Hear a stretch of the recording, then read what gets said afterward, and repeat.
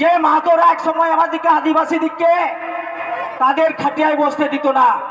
আজও আপনারা জানেন তাদের কোনো একটা অনুষ্ঠান বাড়িতে আমাদের মেয়েদের নিমন্ত্রণ করে না, আমাদের কোনো একটা অনুষ্ঠানে তারা আমাদের রান্না খায় না।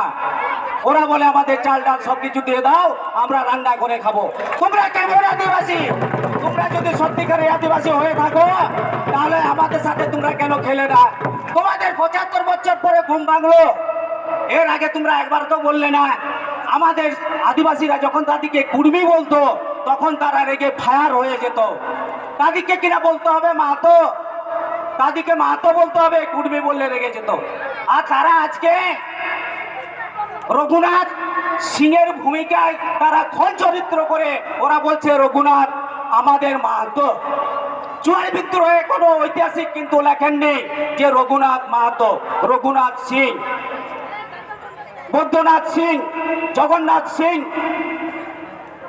এরা আমাদের চুয়ার বিদ্রোহে নেতৃত্ব দিয়েছিলেন। আজকে আমাদের সব আদিবাসী ভাইরা আমাদের সেই চুয়ার বিদ্রোহে আমাদেরকে সেই কথা স্মরণ করতে হবে, হুল দিবসের কথা স্মরণ করতে হবে।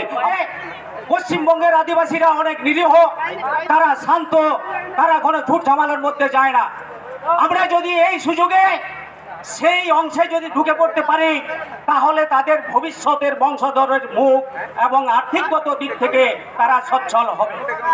আমরা এমনিতেই জানি পশ্চিমবঙ্গের যত রকম মাহাতো বা কুর্মী সম্প্রদায় আছেন বা অন্যান্য যারা ফেক সার্টিফিকেট বার করে নিচ্ছেন তারা কিন্তু সরকারের কিছু দুর্বলতার সুযোগ নিয়ে, প্রশাসনের কিছু সুযোগ নিয়ে আমাদের সেই জায়গাটা তারা দখল করে নিচ্ছে। আমরা কম বেশি জানি, আমরা আদিবাসী মানুষ, আমরা জঙ্গলে থাকি, আমাদের পূর্বপুরুষরা জঙ্গলে ছিল।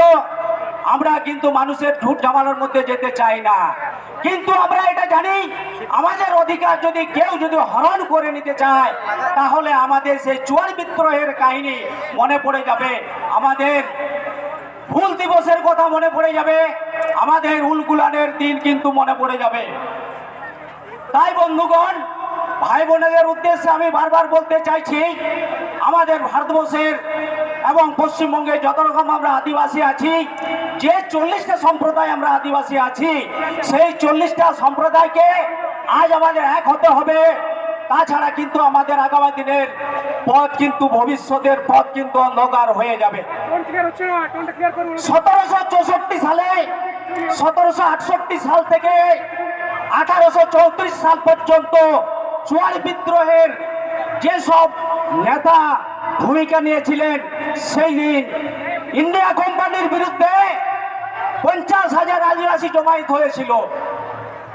আর আজকে আমরা দেশটা স্বাধীনতা হওয়ার 75 বছর পরে যদি আমরা 5 লাখ জমায়েত হতে না পারি তাহলে আদিবাসীর কলঙ্ক। ভগনাডিহির মাঠে 1855 সালে শিলিগুড়ি বিরসা মুন্ডা 5,000 আদিবাসীকে নিয়ে ইংরেজদের বিরুদ্ধে লড়াই করেছিলেন। 1899 সাল থেকে 1900 সালের মধ্যে বিরসা মুন্ডা রাঁচি, সিংভূম, ধলভূম, পালামো জেলায় যে বিক্ষোভ করেছিলেন ইস্ট ইন্ডিয়া কোম্পানির বিরুদ্ধে, সেই দিন তিনি গর্জে উঠেছিলেন ভারতবর্ষের আদিবাসী মানুষ অরণ্যের অধিকার পাবে। কিন্তু আজকে আমরা অরণ্যের অধিকার পাচ্ছি না। বীরভূম জেলার দেউচা পাঞ্জাবি, হরিণ সিংহা, দেওয়ানগঞ্জ, যে আমাদের রাজ্য সরকার বীরভূম জেলার উড়িষ্যার অন্তর্গত মোহাম্মদ বাজারের কয়েক হাজার একর ব্যাপী যে কয়লা, যেটি ভারতবর্ষের বৃহত্তম কয়লা খনি অঞ্চল, সেখানে ওপেন কাস্টিং করতে চাইছে। যদি ওপেন কাস্টিং করে তাহলে আমাদের ওখানে যেসব আদিবাসী ভাইরা আছে, আমাদের আদিবাসী সম্প্রদায় আছে, তারা উদ্বাস্তু হয়ে যাবে। তারা যে ওখানে জমি তারা চাষ করে জীবিকা নির্বাহ করে, ওদের জীবিকাহীন হয়ে যাবে। আমরা সারা পশ্চিমবঙ্গের মানুষ, আমরা কি তাদের কথা ভাববো না?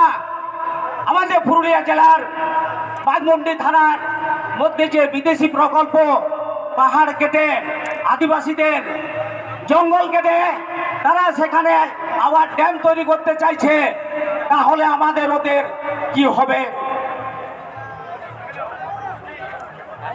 আমাদের পরিবেশবিদ বলেছিলেন, বহুলাল গুড়া উত্তরাখণ্ডে তিনি কি বলেছিলেন, পাহাড় পর্বত কেটে যেন প্রকৃতির ভারসাম্য নষ্ট না করা হয়, তাহলে কিন্তু জীব বৈচিত্র্য নষ্ট হবে, মানুষের অস্তিত্ব বিপন্ন হবে। অরণ্যের যথাযথ স্থান আমাদেরকে বজায় রাখতে হবে। সেই সব কথা মনে রেখে আমরা যত আদিবাসী আছি, যদি সরকার আমাদের মাহাতোদিককে যদি এসটি সম্প্রদায় নিয়ে আসে, তাহলে আমাদেরকে এক হয়ে আজকের মঞ্চে আমাদের শপথ নিতে হবে, আমরা দ্বিতীয় ভুলগুলান কিন্তু করব। যে জুয়ার বিদ্রোহের 7টি পর্ব হয়েছিল, আমরা সেখানে কিন্তু 8ম পর্ব আমরা করব। আমরা যত ভাই বোন আছি, এসটি 40টা যে জাতি আছে, সেই 40টা জাতির মধ্যে সবাইকে কিন্তু আজকে এগিয়ে আসতে হবে। আমাদের ভবিষ্যৎ কিন্তু খুবই অন্ধকারের দিকে চলে যাচ্ছে। আজকে যদি আমরা একতা না হই, আমরা যদি সবাই মিলে গর্জে না উঠি, তাহলে কিন্তু আগামী দিনের আমাদের প্রজন্ম কোথায় থাকবে তার কোনো অস্তিত্ব থাকবে না।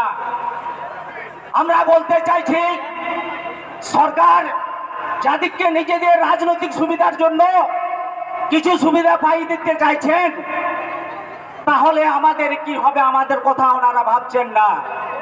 বিভিন্ন জায়গায় আদিবাসীদের নাচ নৃত্য করে আমাদেরকে সন্তুষ্ট রাখতে চাইছে, আর আমরা সেই নৃত্য করে আমরা ভাবলাম বিরাট কিছু পেয়ে গেলাম।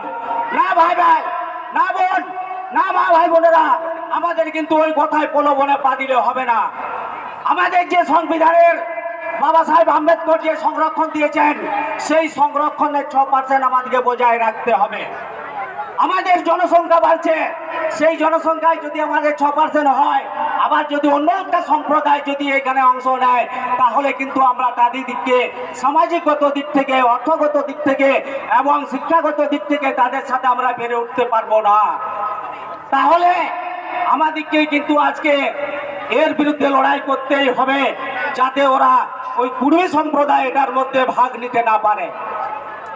এখানে সময় খুবই সীমিত, আমাদের অনুষ্ঠান অনেক দেরিতে হয়েছে, সবাই যাতে সুযোগ পায় এই বলে আমার বক্তব্য আমি শেষ করলাম। জোহার, সবাইকে নমস্কার। আগামী দিনে সংগ্রাম হলে সবাই এক হয়ে থাকবো, আমরা সবাই ঐক্যবদ্ধ হব, এই বলে আমার বক্তব্য শেষ করলাম।